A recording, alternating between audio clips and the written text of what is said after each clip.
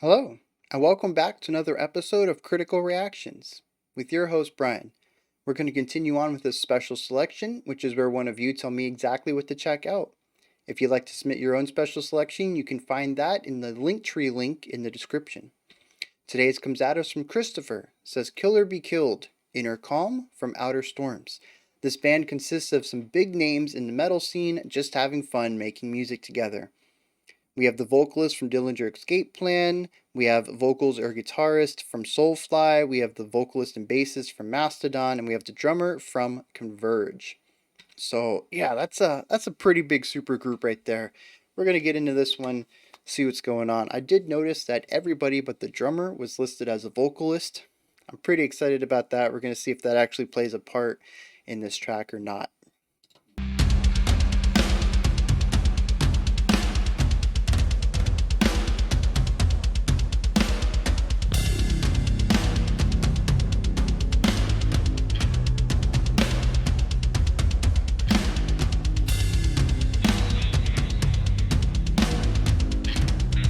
Yeah, I love how occasionally in the drums, instead of getting the like a flam, it's slightly delayed. You get the da-da rather than just a single hit.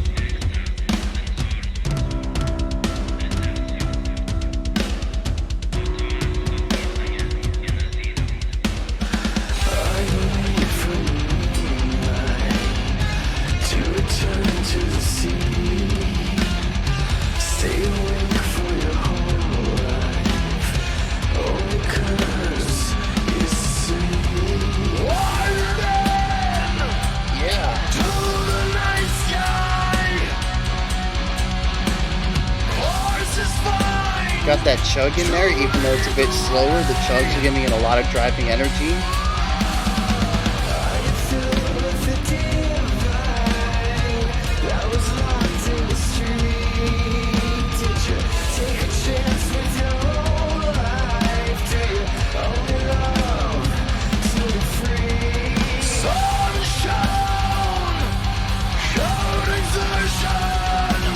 Yeah, I'm loving that contrast between the two vocal styles.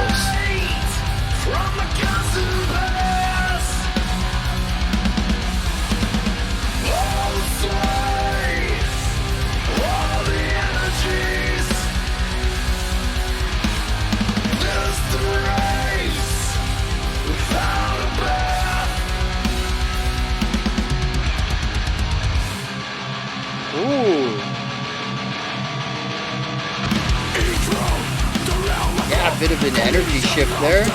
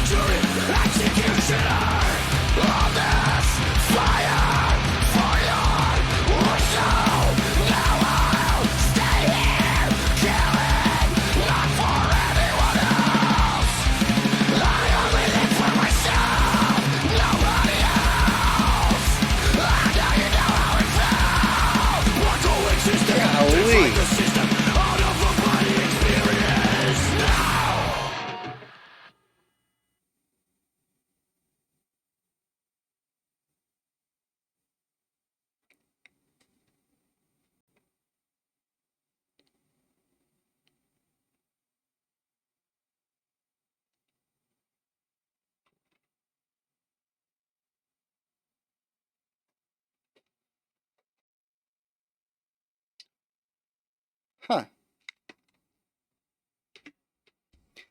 Okay, so it's interesting. The song's 4 minutes long. It felt like a 2 minute song though to me. I don't know if anybody else felt like that. It was just that was short.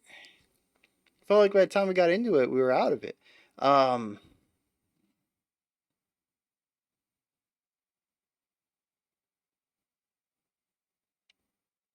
I think that's kind of how I feel about the whole song. By the time we actually got into a section, we were gone. We were in the next one.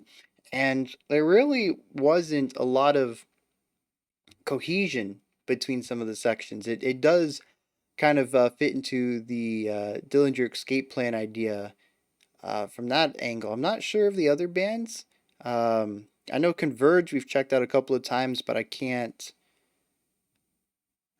put a sound to the name, which it's kind of bad, but I mean, I've listened to a lot of music lately. I'm not going to remember all of it. We do have more Converge coming up this week, though, I think, so I'll have a refresher there. But the rest of the bands I'm not familiar with. Soulfly and what else do we have here? Black Queen, Sepultura, Mastodon sounds familiar. I gotta check real quick. Have I checked out Mastodon? Uh, 3 times. All recent too. I mean, July and then November. Oh, Mastodon was the group with lots of different vocal styles. Yeah, I kind of remember that now. So yeah, I guess there's a little tie over into Mastodon's work here as well. A lot of the song though, let's just get into this. A lot of the song is groove and atmosphere based, feeling based. There's not a lot of strong elements of melody outside of some of the opening vocal sections. The guitars were going hard into atmosphere and texture. The drums were going hard into groove and metronome ideas. There really was not a lot of uh, traditionally classical elements of play of composition in here. A lot of this was sort of the feeling element of metal. Does this feel metal? Does this sound cool to listen to, kind of thing? And completely nothing wrong with that. It's just not what I was expecting given the intro. There was a lot of really cool stuff there in the first 40 seconds of the track that I was really hoping would be showcased throughout the song, and unfortunately, it just wasn't. So, exploring that first minute or so, we had sort of a laid back element. Um, we had the one vocalist come in, sort of a quiet, talky kind of thing going on. Very low energy. There was drive to it. Certainly, I think I mentioned that the drummer was doing a triplet galloping feel that pushed the song forward despite the slower tempo. And it was just sort of residing in this sort of creepy, off-settling kind of element. And we were doing this really nice back and forth between the talking vocals and the other guitarist, I think, really loud, booming, lots of reverb, holding out really long notes. Just really nice contrast between those two vocal styles. And then, of course, they came together after alternating a couple of times and harmonized. And it was just really gorgeous against that sort of eerie backdrop of lower energy but still intense rock playing. And it was about this point in the song that I was like, okay, I know what I'm in for. We've done a little bit of back and forth here. We've jumped between these two ideas. This is awesome. I'm getting into this. It's a little slow, but overall, I think it works. It all fits together. Beautiful melodic elements, beautiful harmonies, very palpable atmosphere. I'm good. Let's get into this. And then we got into it. We hit the next section and it feels like a huge about face. It is 1.5 times the tempo at least, maybe even pushing a little further into 2 times the tempo. We've gone into sort of a thrashy element in the guitar work. It's less atmospheric and just more aggression.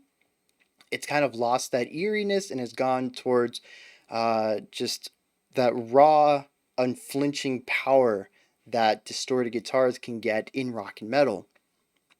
And we've also shifted to the third vocalist in the group, which is just doing these harsh cleans or maybe growls. I don't know. It's somewhere in that area. Um, and I was like, okay, I'm being taken for a ride here. Let's strap in and see where it takes us. And at that point, we started flashing between vocalists again, and I was like, all right, maybe this is like a bridge. We're gonna go back to the original idea. And no, that first guitarist who was doing the first vocalist who was doing the spoken stuff starts coming in with the harshes, and that was the point where I was like, oh, this is the dude from Dillinger. The things are starting to click for me.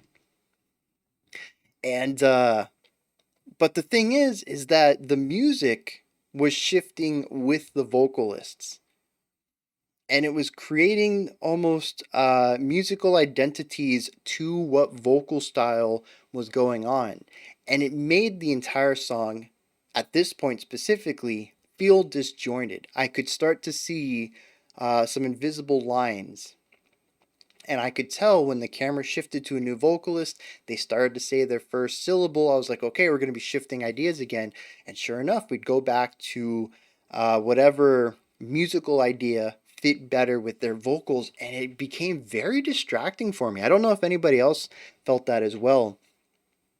Could just be me. I am nitpicking. I'm looking very closely to the music. That's what I'm doing here as a reactor.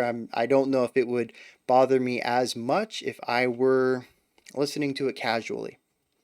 But it stuck out like a sore thumb to me, and I couldn't help but notice it through the rest of the track. Now, I do think that there is some work going on underneath it all.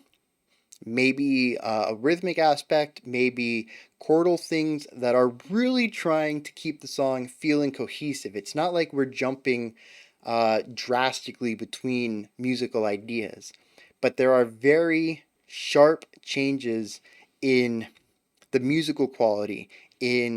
Actually, one major thing was higher register guitar focus was present for Greg, but almost completely removed for the growler. And that was one major thing that I could tell. When Greg started to do his screams, we saw guitar presence. And, a higher range guitar presence. Not necessarily melodic work, but something in that area. Not really doing melody, but not doing chordal stuff, not doing atmosphere, kind of just adding chaos to the element. Um, and that was just not present with the growling. And this is my first introduction to them. So for all I know, these could have been a verse chorus idea, and as with any other song, you're going to have musical differentiations there as well. It could also have to do with their vocal styles and what mixes well with them. Maybe the growling couldn't be heard when they had a higher guitar, so they had to remove that part, and what was left was just the lower end textural stuff, some chordal stuff, and the growls and the drums. Maybe there were production or technical reasons as to what created this, but I just couldn't help noticing how sharply the music changed with different vocalists, and it wasn't present in the beginning. I feel like the first half of the track, before we started going thrashy and speeding it up, it the music was fairly cohesive between the spoken vocals and those really long held out sections with the reverb, and then bringing them together and doing the harmonizing. The music felt very cohesive at that part. It's really the second half of the track that I feel becomes more disjointed. and has different musical styles for different vocalists. And it just, man, I really wish it worked for me because there's a lot of cool things going on in here. I've talked about before, I love multiple vocalists. In fact, we should have a multiple vocalist week in the future because that's going to be my jam. But I absolutely love how we have these really powerful cleans. We have more of these forward pushed hardcore, no, post hardcore kind of cleans. We have growls, we have screams, fry screams. There's a wide variety of vocal stuff going on in here. And you can obviously tell that each of these members are pulling a little bit of their band's work into the song as well. There's pieces of each of their sonic identities throughout this track. And some of that, it makes me wonder also if this is their first time doing this. Because this is recent, November 2020. Is this their first album? Is this the first time they've come together to play together? Or have they been doing this before? Because that also could bring in new ideas, like how do you mix all of these very dominant styles? They all have very unique sounds to them. How do you go about mixing that cleanly and bringing all these ideas together into something that feels cohesive rather than a bunch of ideas duct taped together? Maybe that is the sound they want. I noted earlier that Greg is from Dillinger Escape Plan, and that group is known for like super chaotic, wild changes throughout their songs. They don't really go for strong elements of cohesion or smooth transitions through their stuff, at least not what I've heard from them. And it could be that this group of musicians just really love this sort of chaotic, rapidly changing music, and this is exactly what they wanted. But is there a way? I don't want to say is there a way to make it all to smooth it over and to make it feel like a unique package to Kill or Be Killed rather than a bunch of ideas borrowed from other bands. Again, that would imply that the best way to go about this, or that the way they should have gone about this, is to have a better understanding of their musical ideas and to bring them together into a tighter package. And I think that removes agency from them. And I don't want to do that. If this is exactly what they wanted, I don't want to say that they did it wrong. But at least to me, it feels like the first time a bunch of people are coming together who already have very distinct careers in music and are trying to make something new, but it really just feels like, hey, this was my idea, and hey, this was my idea, and hey, this one was my idea. And it feels like a bunch of pieces of other bands smashed together. For better or worse, I suppose, is a way to put that. But honestly, I should also check out more of their work. Because, like I said, I'm absolutely loving the vocal variety here. This is something that I look forward to in music, not necessarily the specific styles. The growling, harsh singing, lower end harsh singing is not really my cup of tea, but I appreciate it in contrast to everything else that's going on here. But I should check out the rest of their stuff and see what they're going for in the rest of their album. And see if maybe it's just this song that feels disjointed, which might tie into this idea of inner calm versus the outer storm, having that separation between what's inside you and the pressures from outside. There's definitely this element of opposites there. And I think we see that in this track as well, with the calmer beginning and the more intense second half of the track. Or if this is something that is present throughout the entire album, where you can feel, this is an idea that I could hear in Dillinger. This is an idea here in Soulfly, I think was one of them. And just being able to hear each piece of the band. It's almost like not taking away from the idea of a supergroup. It kind of reminds me of a band maybe creating their first album, and they're just really wearing their inspirations on their sleeve, and you can just say, oh, this came from this band and this idea came from this band.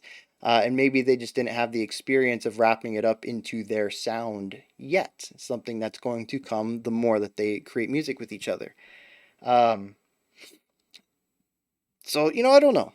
I don't know what situation brought to this song, but the end result, unfortunately, is that I'm walking away from it underwhelmed because I was heavily distracted by the constant and drastic changes in the music that happen to line up with the vocalist changes. I do want to dig into some of the music though. There is some really cool things going on with the drums and rhythm actually all together here. The song is, for the most part, in 4/4, if I remember correctly. There wasn't anything that really felt odd or time shifting or any sort of playfulness with the meter.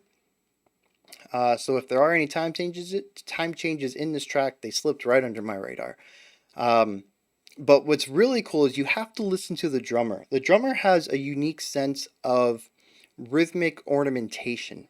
I mentioned at the beginning we have a lot of quarter note hits.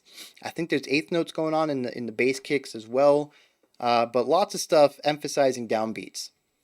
And there's a couple of times it's like one bar, maybe half of a bar per every 4-bar phrase, and I couldn't really hear a pattern with it. It's not like the second bar of every 4-bar phrase, I don't think. Instead of hitting both hands at the same time, it would get a little bit of a delay. So instead of duh, duh, duh, you get a dugga, dugga, dugga. Nice little short roll. And it's random enough and not oft infrequently enough that it's a nice little ornamentation to the idea, and you can hear this all throughout. Just check into what the drummer is doing, feel the groove that they create, and then listen for little ornamentations, maybe little triplets thrown in. There was one part where I mentioned we were going into the chug section. There's the triplets going on that helps drive that slower section forward in the first half of the song. It's actually introduced a couple of bars before the guitar start using it. First of all, great cohesion. It allows a smooth transition into the next idea by introducing it early through one of the instruments before it is introduced throughout the entire band. But second of all, it provides auditory and rhythmic contrast to what was going on before, which we had already heard for a good minute by now. And this idea happens throughout the entire track. The drummer is always introducing really nice ideas and allowing the rhythm to not grow stale at all. The rhythmic aspects are always seeing new ideas of ornamentation or just little pieces. Maybe we were doing eighth notes and there's a random 16th note, 4 16th notes where 2 eighth notes were, just to change it up a little bit, add that little bit of spice. And also, like I said, look forward to the foreshadowing. The drummer foreshadowed rhythm all over the place. And I absolutely love that. The drums stood out to me on this track for sure. And I think some of that is just because the guitars were doing a lot of textural stuff. And I need to get better about listening to textural things. But once I understand the atmosphere, once I see the pattern in the rhythm, I see the riff and I can see the repetition of the riff, I usually start checking out of the guitar or any melodic line. Actually, it doesn't have to be a guitar. And that's a bit unfortunate. Something I do need to. I acknowledge it. I just need to work on it now. But textural music, I don't look into as heavy. I usually start to look for other things. And unfortunately, in this case, the drums were doing a lot of interesting things once I had figured out what the guitars were doing in each of the sections. But that is a section I do need to work on. And then, of course, the vocals were just all over the place, going all sorts of different styles, bouncing back and forth. So lots of things for me to focus on outside of the textural bass and guitar work. But yeah, I'm intrigued here. If nothing else, then for the vocals. Maybe this just wasn't the first song to start me on. Maybe it's just something I will get over the more I check them out. Maybe I get used to their structural style, and it doesn't stand out so much to me. But yeah, it unfortunately was very detracting in that second half, and especially since the second half almost seemed too short.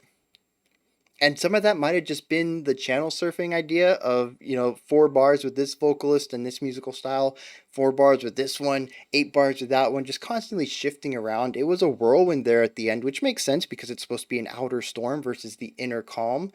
Uh, so, thematically, I'm really loving this track. I think it works so well. It's just, uh, maybe in that light, I go back and listen to it again with this idea of Eye of the Storm versus the Winds, weathering the pain of the outside with serenity inside kind of idea. And look at the song split with the calm at the beginning being cohesive, being unified, and then the outer storm, the chaos of the outer storm being the second half of the song, and that the rapid swapping between ideas vocally, musically, rhythmically fit in with that concept. And maybe I might enjoy it more. Just kind of lost on me on that first listen. Yeah, actually, I'm coming around to it now. And like I said, I'm probably gonna. It's going on my list of things to check out sometime. And the list is so long these days. I will be checking them out if nothing else for the multiple vocalists, though, just because I think they have a lot of opportunity to create some really interesting things. Like I mentioned, they have a wide variety of vocal stuff. I do wish there's a little bit more melody in here, and maybe that's something they explore in other tracks. Yeah, yeah, they do a lot of textural and atmospheric stuff here. So, anyways, Christopher, thank you for this one. Like I said, it's very cool hearing all these vocalists. That's my bread and butter right there. I love that style of not that style, that idea. It will just always work for me. Even when it doesn't, like right here, I mentioned the musical aspect kind of falling a bit on me in the second half, but man, the vocals they just bring it, and I love it. So yeah, excellent choice. I'm glad I got introduced to them. Um, those are my thoughts on Inner Calm from Outer Storms. Kill or Be Killed. This where you guys come and hit me up in the comments. Let me know if you enjoyed this one or not. Anything that stood out to you that maybe I didn't talk about or didn't talk about enough, you want to post down there in the comments. When you're done commenting, you can head up to the description box, and there is a link for Linktree. It'll take you to this menu right here, which has links for everything, including the aforementioned special selection submission right there. You can join the Patreon and help support the channel. You can follow me on Twitter, join the Discord community, email me, check out my Bandcamp, see what I've been listening to, all sorts of stuff. It's all in there. When you're done with that, if you could, like, subscribe, and ring the bell. They all help out the channel immensely. I'll be back tomorrow, 5 p.m. Eastern Standard Time, 10 p.m. UTC as usual. We'll be looking at another Wall of Soundtrack, another song that encapsulates the idea of Wall of Sound, not a wall of soundtracks, as well as another special selection. Until next time, remember to be critical but not cynical of the music you listen to, and have a fantastic morning, afternoon, or evening whenever you choose to watch my videos.